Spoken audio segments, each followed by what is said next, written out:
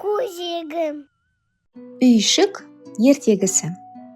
Бұл орманда болған оқиға еді. Ашық алаңқайда кіп-кішкентай ескі үйшік тұрған.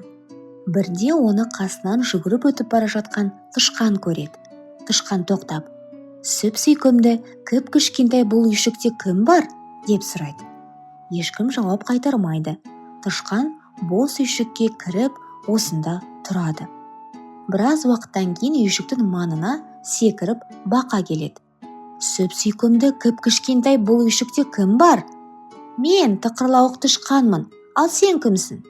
"Мен бақылдауық бақамын. Кел, бірге тұрайық." Бақа бақ-бақ деп бақылдап үйшікке секіріп кіреді. Тышқан екеуі тіл табысып бірге тұрады. Енді үйшік қасына ытқып қоян жетеді.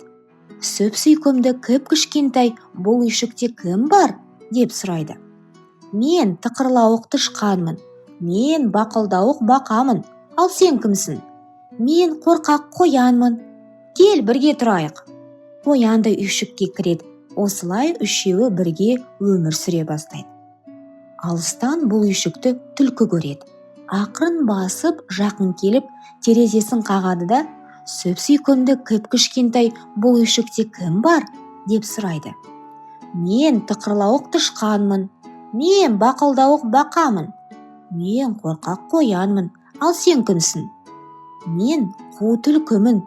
Кел, бірге тұрайық." Үйшіктен түлкіге де орын табылды. Достар енді төртеу болды. Үйшікке тілі салақтап, айналасына алақ-жұлақ қарап қасқыр жетеді. Ол есікті қағып, қырылдаған даусымен: "Сүп сүйкімді, кіп-кішкентай бұл үйшікте кім бар?" деп сұрайды. "Мен тықырлауық тышқанмын. Мен бақылдауық бақамын. Мен қорқақ қоянмын. Мен қу түлкімін. Ал сен кімсің?" "Мен сұр қасқырмын. Кел, бірге тұрайық." Қасқыр қысыла-қымтырыла ішке кіреді. Әйтсе де кіп-кішкентай үйшікке бесеуі де сыйып кетеді. Барлығы қосылып ән айтады, тату-тәтті өмір сүреді. Бір күні жидек теріп жүрген аю үйшік тұрғындардың салған әнін естиді. Ол үйшікке жақын келіп, бар даусымен: "Сүп сүйкімді, кіп-кішкентай бұл үйшікте кім бар?" деп ақырады. "Мен тықырлауық тышқанмын. Мен бақылдауық бақамын. Мен қорқақ қоянмын. Мен қу түлкімін. Ал мен сұр қасқырмын. Ал сен кімсің?" "Мен қорбанбай аюмын. Кел, бірге тұрайық."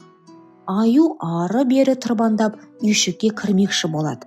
Бірақ оның басы енгенмен денесі сыймайды. Амалы таусылған аю: "Ендеше мен үйшіктің шатырына шығып тұрайын" дейді. "Жоқ, сен дәусің. Сен кішкентай үйшігіміз көтере алмайды. Қиратасың ғой" деп шырылдайды іштегілер.